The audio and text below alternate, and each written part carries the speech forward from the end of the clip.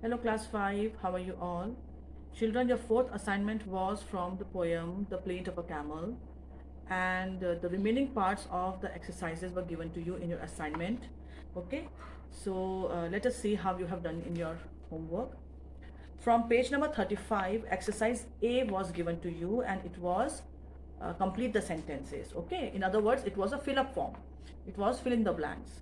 So let's check your answer. The first sentence was, the camel complains that dash have chickens and cream for lunch. So in the blank part, you will write poodles. The camel complains that poodles have chickens and cream for lunch. Second sentence, the camel feels that it is rather unfair to make a camel stay wherever there is sand. In the blank part, you will write sand, S-A-N-D. Third, alligators are dash in shape. Alligators are straight in shape, S-T-R-A-I-G-H-T. Fourth, people do not take dash on giraffes. And the answer is ride. People do not take ride on giraffe, R-I-D-E. The last sentence, the camel describes himself as dash, bumpy and with a hump. So you will write lumpy, L-U-M-P-Y. The camel describes himself as lumpy, bumpy and with a hump. Okay.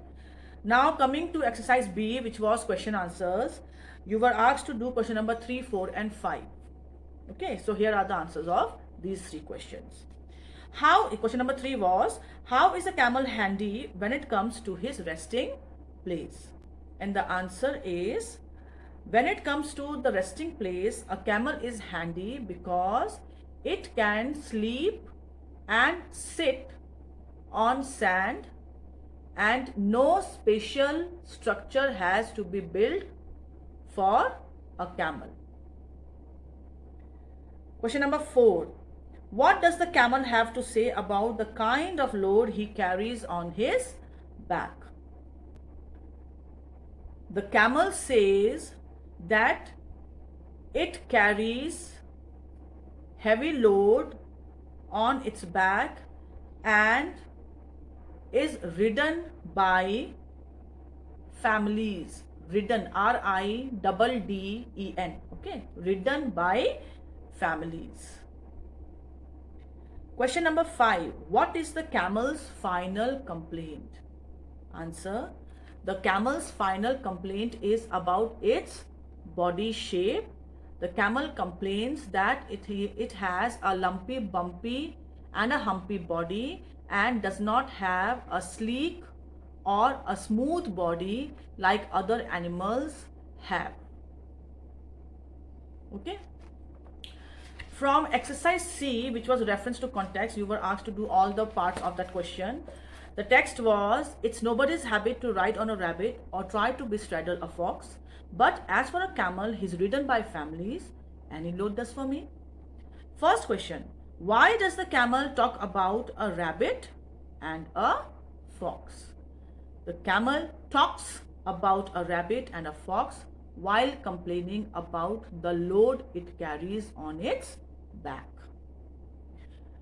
Question number 2. Why do you think people don't ride on rabbits and foxes? Answer. People do not ride on rabbits and foxes because they cannot carry the load of a human being. Okay. Why? Because rabbits and foxes are very small animals. So they are not built up that strongly that they can carry a full grown human being. Okay. Question number 3. What is the camel's complaint in the lines above? Answer. The camel's complaint in the lines above is that while people do not ride animals like rabbit or fox, he has to carry loads of family on his back. Okay. And the fourth part was, use load in a sentence of your own. Load means weight. to carry things. Okay, so you can write any sentence such as the truck is loaded. You can change the tense of the verb. Okay, like load, you can change into loaded. Okay, so you can also write the truck is loaded with cement, or I cannot carry such a heavy load, LOAD, load. Okay, now from exercise D, second question was given to you. In what ways is a camel better off than the animals to which he compares himself? For this, you have to compare camel with every animal that has been mentioned in the poem. Okay, for example, answer can be a camel is better off than the animals to which he compares himself because certain animals do not have good digestion, like parrots, canaries, whereas camel has got a very good digestion. It can eat anything. Second, a camel does not need a proper resting place. It can rest in desert. No special resting place or no special house needs to be built for a camel. Third, a camel can carry huge amount of weight on its back, W-E-I-G-H-T, weight. Instead of weight, you can write load also, L-O-A-D, load. A camel can carry huge amount of load on its back as compared to other animals. And the last one is it has got, its body is such that it can survive in the hot and dry desert climate. Okay, so it's an overall picture that you have to give about how a camel is better than the other animals. Okay, now from page number 37, exercise of rhyming words was given, that is appreciating the poem. Now rhyming words, what do you mean by rhyming words? Rhyming words are words which end with the same sound. For example, bat, cat, mat. When you say bat, bat, cat, cat, mat, all three words are ending with the same sound, that is at. So bat, cat, mat, or pen, den, or van, pan, fan, these are all rhyming words. Okay, so similarly, the question which was given to you was that from the poem The Plaint of a Camel, you had to, from each stanza, you had to pick out the rhyming words. Okay, so let us see. In stanza 1, the rhyming words were, and you will write the answer like downwards. Okay, so in stanza 1, the rhyming words were crunch, lunch, question, and digestion. Okay, crunch, lunch, question, and digestion. In stanza 2, the rhyming words were rails, pails, supposes, and doses. Rails, pails, supposes, and doses. In stanza 3, the rhyming words were hens, pens, handy, sandy. Hens, pens, handy, sandy. Okay. And the fifth stanza was sleek, creak, lumpy, and humpy. Okay. Sleek, creak, lumpy, and humpy. Okay. So that was your fourth assignment, answer of your fourth assignment. And in today's class, I'll be starting with your English language. Okay. Now let me show you the English language book first. I have already showed it to you before also, but this is your English language book. It is from Britannica Learning, and the name of the book is Grammar Steps 5. 5 here stands for the standard to which this book belongs. Okay, so this book is for class 5. Okay, now from this book we'll start with the first chapter, and that first chapter is sentences. Okay, so what you need to do is you have to understand the explanation which I'm going to give to you, and then on the basis of that explanation you'll need to do your assignment. Okay, so let us begin with today's class. First, you must understand what is a sentence. Okay, for that you need to read the two sentences which I have written on the blackboard, this one and this one. Okay, so let us read the first sentence. Doll with is the playing girl of. Again, doll with is the playing girl of. Can you make out what I am trying to say in this sentence? Is it making a proper sense? Are you able to understand what is being said here? No. Right? You are not able to understand what is being said here. Now read the next sentence. The girl is playing with a doll. Now you know what is being said. You know the sentence is about whom? Girl. And what is it telling you about the girl? That she is playing with the doll. So if you see this sentence and if you compare this sentence with this one, you will come to know that here the sentence is not making any sense. But here it is making a proper sense. If you see clearly or carefully, the words of both the sentences are same. Only thing is arrangement of the words are different. Okay, here doll was the first thing, whereas here doll is the last thing, last word. Okay, so in this sentence also words were arranged, but that arrangement of word was not making a proper sense. Whereas in this sentence, the arrangement of words was making a proper sense. So when words arranged in a sequence make a proper sense, that arrangement of words is called sentence. Okay, so sentence is a group of words arranged to make sense. When you arrange words in a proper sequence in such a way that it is making a meaningful sentence, then it is making a sense, then that arrangement of words is called a sentence. Right? Now we'll see the different types of sentences. You have already read about them in your previous class also. Let us revise it once again. Okay? Okay, now comes the types of sentences. Okay, there are many types of sentences. One by one we'll be doing them. Okay, the first kind of sentence is declarative or assertive sentence. Okay, declarative and assertive sentence are one and the same thing. Somewhere it is that declarative term is used and somewhere assertive term is used. Okay, but both mean the same. So let us read the two sentences, then I'll explain to you what a declarative sentence is. Okay, the first sentence: the mangoes are ripe. The mangoes are ripe. What is the sentence about? The sentence is about mangoes. And what is the sentence telling you? That the mangoes are ripe and it is ready to be, they are ready to be eaten. Okay, let's see the second example. Madhu has gone to market. The sentence is about whom? The sentence is about Madhu. And what is this sentence telling us about Madhu? That Madhu has gone to market.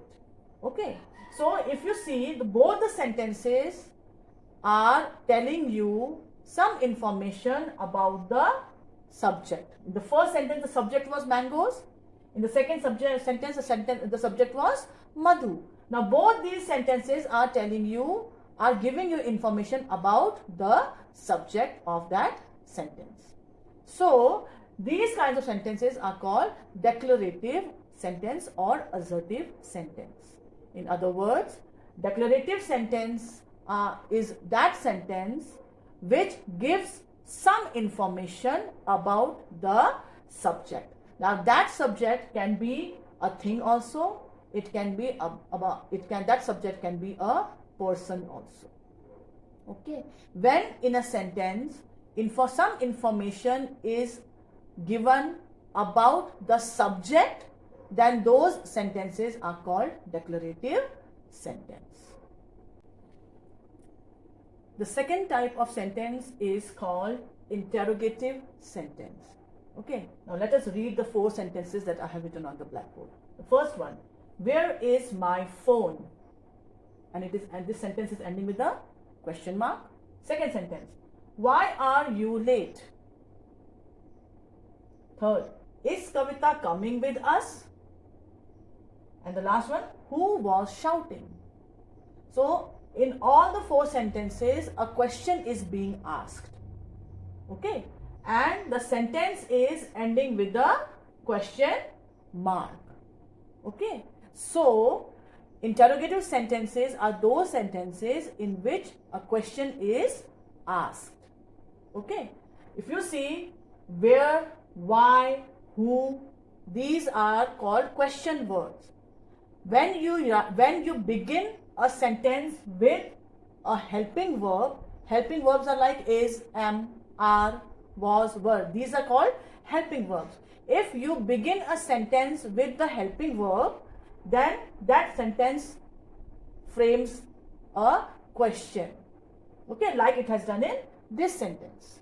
Is here is a helping verb, and the sentence is beginning with the helping verb, and it is making a question. Is Kavita coming with us? From R you can say, are you ready to play? Was I not being fair? Or have you seen my goggles? See? So if a sentence begins with a helping verb, then it has to be a question word.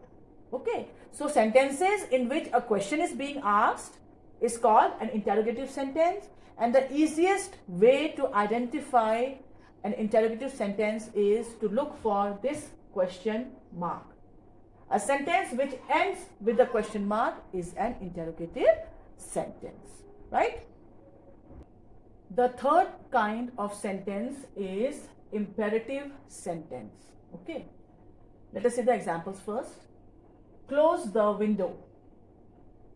Second, do this work now.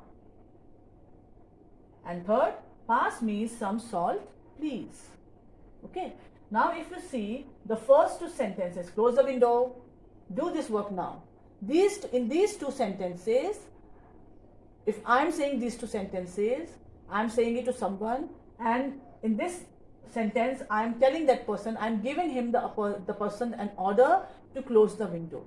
Similarly, in this sentence also I am asking the person to complete the work now, to do the work now. So these two sentences, in these two sentences I am giving order. Okay, I am ordering someone to do these things. Whereas in this sentence I am requesting someone to pass me the salt. Okay, so close the window and do this work now are orders. It's an order. I am ordering that person. Whereas in this sentence it is a request. So in imperative sentence, two things can be done. When we are giving an order, it is an imperative sentence. But on the other hand, if we are making a request, if we are asking somebody to do something for us, we are requesting them to do something for us, then that request is also an imperative sentence. So any sentence in which an order is given or a request is made, that kind of sentence is called imperative sentence. The fourth kind of sentence is called exclamatory sentence. Exclamatory sentences are those sentences in which we express our feelings and emotions. Okay, it can be a happy feeling, it can be a bad emotion. Okay, whenever a feeling or an emotion is expressed in a sentence, it's an exclamatory sentence. And generally, when we express a sudden and a strong feeling or a strong emotion, certain words are uttered, certain words are spoken first. For example, the first sentence, hush, the baby is sleeping. Suppose the baby is sleeping and somebody is talking very loudly. So in order to make them talk softly or to make them keep quiet, we say shh, hush, don't talk. The child is sleeping, the baby is sleeping. So the sudden word that comes out of our mouth is hush. Okay. Similarly, second is yay, I came first. Suppose I came first in a race. And so I'm very happy, and out of happiness, the first thing that came out of my mouth was that yay, I have won the match, or I came first. Okay. So here this word is what comes out of my mouth when I'm very happy. Automatically it comes out. And the last one is wow, you look great. You look at somebody and you find that that person is very beautifully dressed or is looking very beautiful. So you say, wow, you're looking great. So that wow word is telling you that you are appreciative of the way that person is looking. Okay. So the sudden word, the words which comes out suddenly from our mouth the words which we speak unintentionally, you can say, or automatically when we want to express something, so those words are called interjections. Okay, so words like hush, yay, wow, ouch, oops, you. So these words, hooray, these words are called interjections, and these words are spoken when we want to express our feelings or our emotions. Okay. Now, just as in interrogative sentence, the sentence was ending with a question mark. So the question mark was the easiest way to understand, to identify an interrogative sentence. Similarly, in an exclamatory sentence, this symbol is there, and this symbol is called an exclamation mark.